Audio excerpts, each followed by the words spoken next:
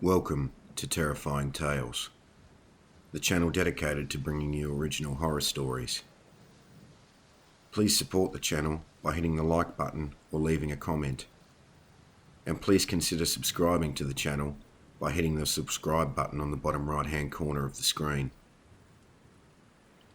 I'll be seeing you soon, Maggie. Detective Maggie Bellinger was on her way home when the call came through the radio. Normally, she'd ignore a call about a suspicious person in Bockman Park. Maggie wasn't on the clock, and it wasn't against the law to take a stroll, no matter what time of day it was. But Maggie knew. Normal was no longer a luxury afforded to Ravenswood.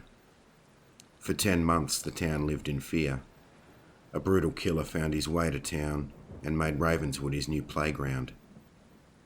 The reporters dubbed the killer the Ravenswood Slasher. If only they knew. 6 men and women had lost their lives, no apparent rhyme or reason. If there was a pattern, Maggie was unable to piece it together. Victimology was all over the place. Men and women alike were prey. Murders occurred both in public places and inside homes. Race and age weren't factors, nor were the date of the month or the day of the week. Despite all of this, Maggie knew the same person committed the murders. Post-mortems determined the same blade was responsible for every attack. The estimated time of death for each victim was 3:30 a.m. But the most obvious sign was the brutal signature left on the victims. A crude symbol carved into each chest. Maggie researched the symbol, but as yet was unable to identify it. All of this paled in comparison to the slasher's most recent murder. A front-page news article ran after the 5th victim. The article contained a photograph of Maggie and identified her as the lead detective on the case.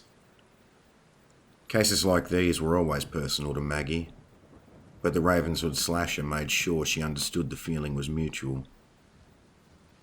The slasher added something extra for Maggie with the body of victim number 6. A scrap of paper with a message written in blood. I'll be seeing you soon, Maggie. A drizzle of rain peppered the windshield as Maggie pulled her unmarked up beside the entrance to Bockman Park. The term park was more title than description. No open spaces for picnics or recreation, no play equipment for children. The park was a small fenced forest reserve, complete with walking trails. Council initiative to maintain areas of untouched beauty within Ravenswood. Maggie's eyes found the clock on the dash. 3:31 a.m. Gentle drops gripped Maggie's skin like icy fingers as she pulled herself from the car.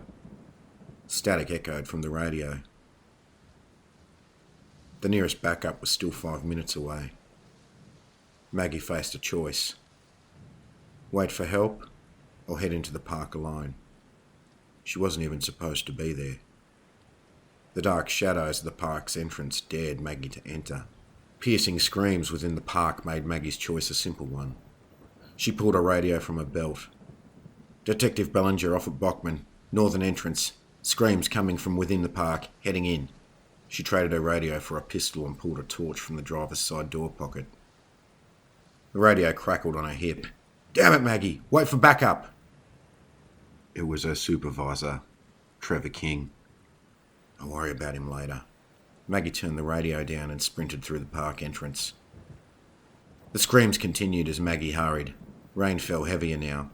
Puddles formed on the dirt walking trails. Between the slosh of her boots and the rainfall hitting the forest, Maggie's ears struggled to focus. She rounded the corner and stopped in her tracks.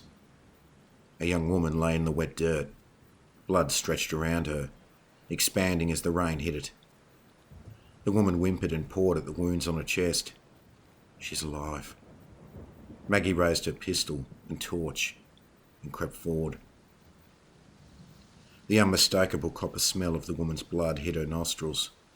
It filled her throat like fog as it mixed with the mist of fresh rain. The terrified eyes of the woman pleaded for help as Maggie knelt down in the mud beside her. You'll be okay. Maggie kept one eye on the surrounding trees. the darkness between them taunting her. Maggie felt the hairs on the back of her neck rise, the cherry of the half-smoked cigarette on the ground, the same brand as those left at every Ravenswood Slasher crime scene, an incomplete symbol carved on the woman's chest. He's not finished. Maggie's finger tensed on the trigger of her pistol. I thought I scared him off, but he's still here somewhere. Over the sound of rain, Maggie sensed him coming. She turned and dropped backward into the blood-soaked dirt. As the shadow emerged from the trees, Maggie took aim and squeezed. The figure dropped to the dirt. The blade tumbled from his fingers. With her firearm still levelled at the man, Maggie picked herself up and moved forward. She kicked the knife away and rolled the man onto his back with her boot. The man smiled up at her. Blood trickled from his lips along his cheek to the dirt. I'll be seeing you soon, Maggie.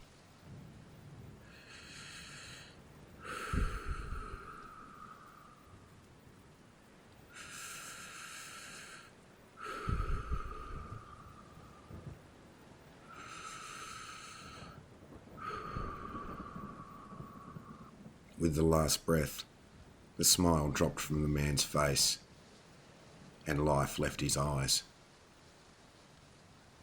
There they are! Approaching torch beams bathed Maggie in light. She knelt back beside the woman who reached out. Maggie took her hand in her own. You'll be okay. It's over now. Dave Ginkle was the name of the Ravenswood Slasher. By the time Dave was killed, the case had made national news. People slept easier in Ravenswood. A grip of fear loosened, as it tends to, when you pull the boogeyman's mask off and reveal his face. Dave was an innocuous enough man. Never any previous trouble with the long arm of the law. The reason none of the DNA attached to the cigarette butts at the crime scenes ever returned a match. There was nothing in Dave's history indicating he would become the brutal killer he turned out to be. Everybody in his life labelled him a nice man who always kept to himself. Scary how often that turns out to be the case. Despite her wishes for anonymity, Maggie found her 15 minutes of fame. The label of hero forever synonymous with her name. She couldn't bring herself to finish one particular article, showering her with more praise than she felt she deserved. Maggie didn't know who was to blame, but someone at the station had been speaking out of school. The article referenced that she'd been off duty and alone at the time, and taken on the slasher alone. Maggie felt the article read more like fan fiction, likening her confrontation with the slasher as an epic battle of good versus evil, with an innocent woman's life at stake. That woman's name was Tiffany Bradshaw, and despite the severity and brutality of her injuries, she survived and made a full recovery. After a month, the headlines died down. Maggie felt her life was about to return to a semblance of normality. If only that were true. Not long after, the next murder happened. Maggie couldn't help drawing the connection to that night at Bockman Park as the rain peppered her windshield. But that's where the comparison stopped. She put her unmarked up to the curb a few metres from the crime scene tape surrounding the abandoned building. Uniformed and plainclothes officers moved in and out of the building's doorway with urgency. The scene was aglow with flashing red and blue lights bouncing off the surrounding buildings. Good, you're here. Maggie's supervisor, Trevor King, held the crime scene tape up for her to pass underneath. I assume you have a good reason for making me crawl out of bed at 3 a.m. on a day off. Maggie took a sip of her gas station coffee. Do you really think I'm that much of an arsehole? Actually, don't answer that.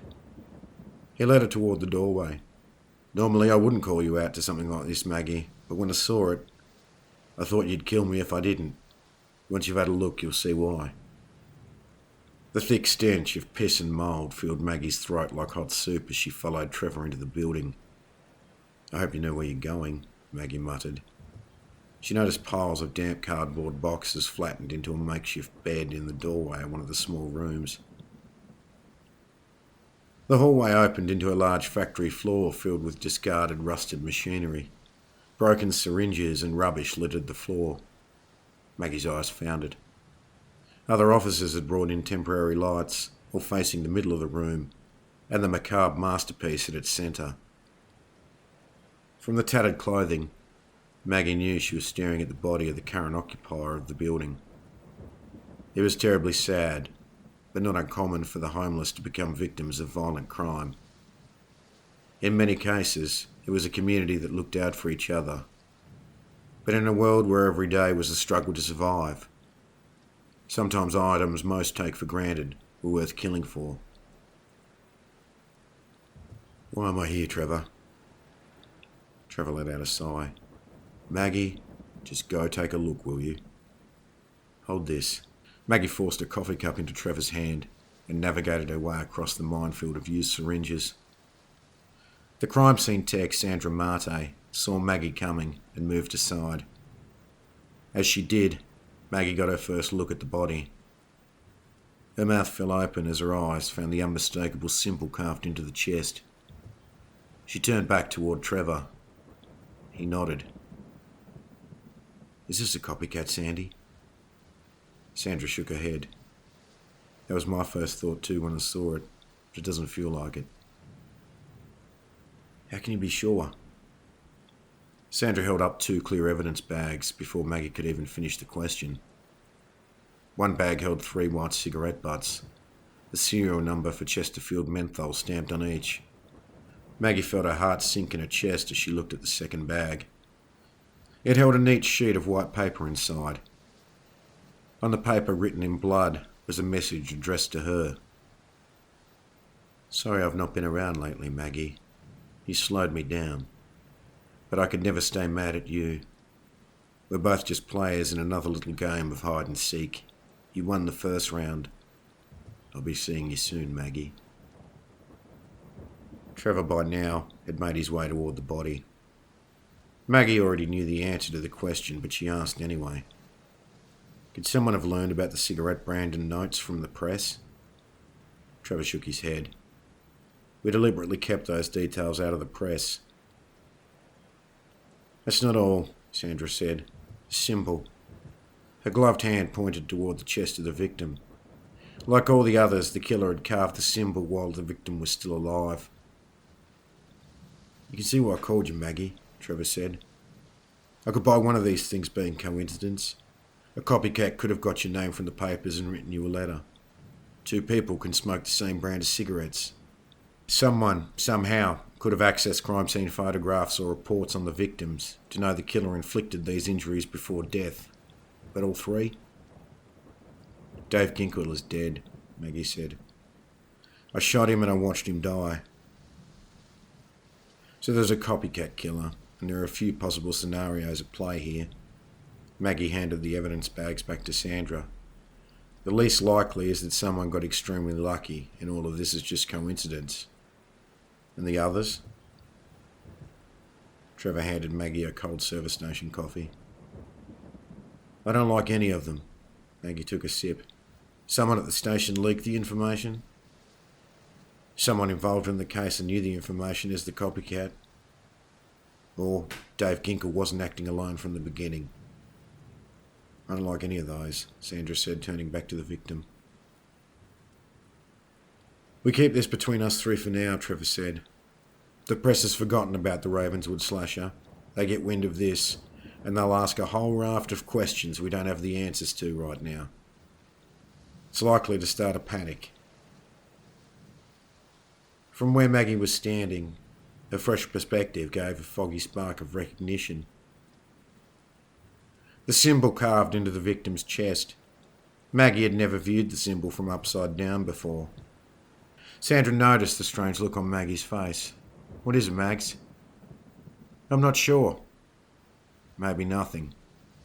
I'm going to head to the station. It wasn't nothing. By the time Maggie arrived at the station, she'd placed the symbol. Maggie had learned something new about the killer. Maggie sipped at the cold cup of coffee from the cup holder as the sun rose over the surrounding buildings. She was parked outside the Church of Apostles, the church she'd attended every Sunday as a child for Christian Mass. Although she hadn't attended for many years, Maggie knew that Father Thomas was still the church's priest. A man of routine, she suspected he would arrive here like he did every day, at 7 a.m. The clock on the dash read 6:57 a.m. I hope you can help me. While crudely made, once Maggie saw it, there was no mistaking what that symbol carved into the victims' chests was. It was the Christian anchor. It was front and centre on most of the church's stained glass windows. Maggie had spent many Sunday mornings mesmerised by the beauty of those windows as the sunlight passed through. Why upside down, though? Maggie asked herself, thinking back to the victim's wounds. Lost in thought, Maggie almost missed the frail man easing up the church steps with the assistance of a walking stick. She jumped from the car and hurried to catch up. "Father Thomas." The man turned. "I'm not sure if you remember me." "Maggie Bellinger," he said. "It must have been 20 years. I was wondering if I could bend your ear over a case I'm working on." "I always have time to talk." Father Thomas opened the door. "Follow me. We'll head through to the back. I'll put the kettle on." Maggie sat at the small dining table in the modest kitchenette. The room required a fresh coat of paint, and the linoleum floor was beyond repair. The tray trembled in Father Thomas's hand as he brought the pot of coffee to the table. "How have you been, Maggie? I read about that terrible business at Bockman Park. I've been praying for you." Maggie was unsure how to respond. She settled for the tried and true, "Thank you." Father Thomas struggled into the chair opposite her. She decided to cut to the chase as he poured 2 cups of coffee. "It's actually the reason I came here." "Oh?" Father Thomas raised an eyebrow. "How can I help with that?" "I was wondering what you could tell me about the Christian anchor symbol." "Well, that's simple enough," Father Thomas said. "It's a reminder that God's work is anchored in faith, hope and love. But I'm curious how that can be of any help." Maggie stopped herself. The answer to that question was confidential. Information deliberately kept from the public. "No, I need this information," she decided. "The killer was carving it into the victims' chests. I couldn't place it at first. The killer was carving it upside down." Father Thomas dropped his cup. It smashed on the ground.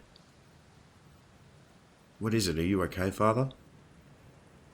"Evil of the purest form," Father Thomas whispered. "Be careful, Maggie. You must be careful." "Of what? Father, what do you know?"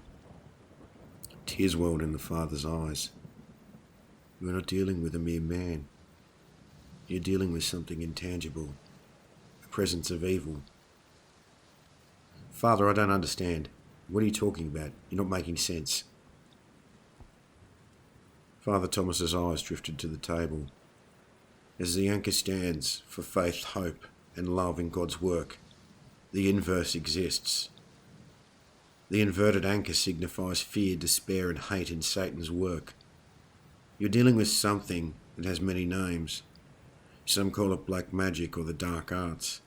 I know it as the devil's work. You're dealing with a soldier of Satan, Maggie, a being not bound to physical form."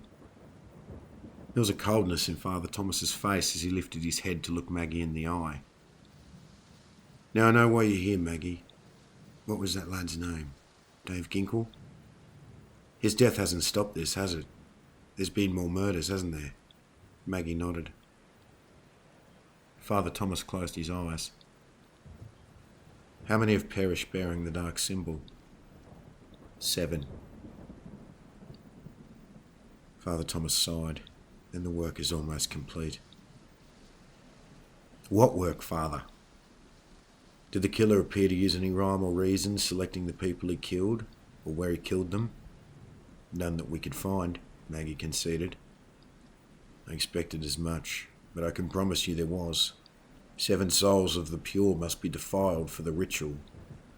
All 7 of those poor souls are pure of heart, I guarantee you that, Maggie." This is crazy. Maggie felt that maybe Father Thomas was going senile.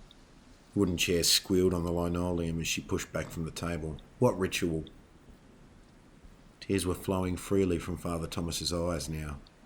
The ritual to release Satan and set him loose on the earth. With surprising speed, Father Thomas' hand shot across the table and gripped Maggie's wrist. Are you sure it's only 7? Maggie nodded. Father Thomas let out a sigh of relief. Then there's still a chance. The evil still requires 2 things to achieve its goal. It needs to kill the devout on holy ground, but it cannot enter holy ground without the body of a shepherd. Okay, Maggie stood from the chair. Thanks for your help, Father. I'll see myself out. No, Maggie, wait! Maggie left the man in the kitchenette. The fresh air was a relief as Maggie pushed through the church doors. What a lunatic. Entities, evil, Satan, shepherds. He's gone completely mad. Angry with herself for wasting her time, Maggie decided she'd get an order to have Father Thomas's mental health professionally assessed. Her phone vibrated in her pocket. Maggie didn't recognise the number. Hello? Oh, hi, timid voice said. Is this Detective Bellinger? Yes? Sorry to bother you. It's Tiffany Bradshaw. You gave me a business card when you came to visit me in hospital. All right. What can I do for you, Tiffany? Well, you said I could call you any time if anything happened. Maggie waited for the girl to continue. I think there's someone trying to break into my house. Maggie could now tell the girl was crying. That's why she was struggling to speak. It's going to sound crazy, but I think it's the guy who attacked me in the park. Remind me of your address. 56 Medina Road. Shit! Maggie realised the house was on the outskirts of town. There was shift changeover at the station. It was unlikely anyone would be in the area.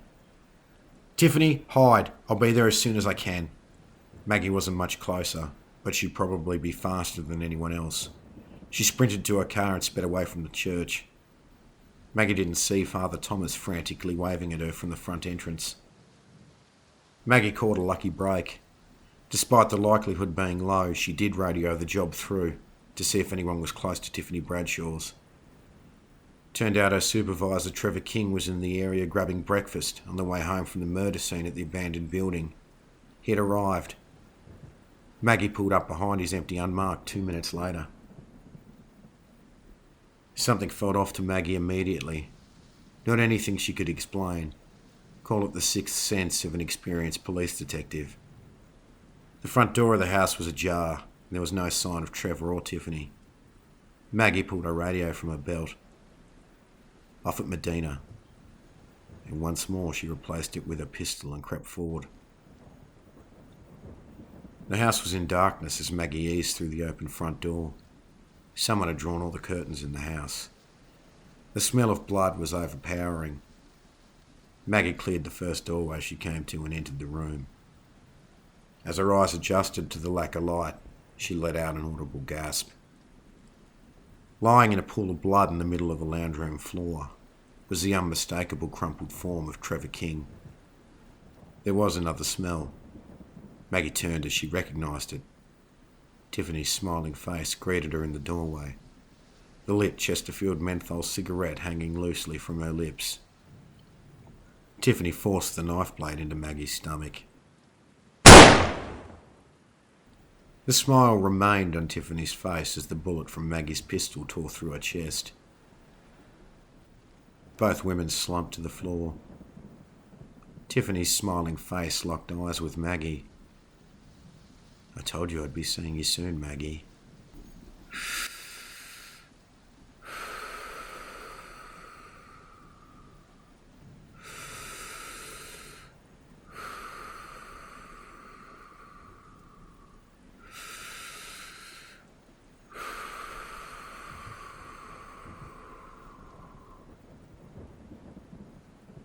After the last breath, the life left Tiffany's eyes. Screeching tyres pulled up outside. Officers rushed into the house. Oh shit, Maggie! It turned out the knife blade missed everything important. Maggie made a full recovery from her wound and was back on her feet after a few weeks. The sun was rising outside the Church of Apostles on another beautiful morning. Father Thomas arrived to find Maggie waiting for him on the steps. "I'm so glad you came back, Maggie. I heard about your injury. I prayed you would survive. We still have much to discuss." If only Maggie had stayed to hear Father Thomas out all those weeks ago. Maggie would have learned about the demonic ability of exfoliation, normally used against demonic entities to remove them from the human body. The father would have explained that some demonic entities use exfoliation breathing technique to remove themselves from human hosts. Maggie also would have learned that the term shepherd, in the context Father Thomas used, had nothing to do with livestock, and everything to do with watching over the flock, God's flock, something Maggie did daily in her job. Father Thomas unlocked the front doors of the church. "Come in, Maggie. I'll put the kettle on again and tell you the rest of what you need to know." A smile crossed Maggie's lips as she walked up the church steps toward the door. She took the final drag of her Chesterfield menthol cigarette and flicked the white butt into the street.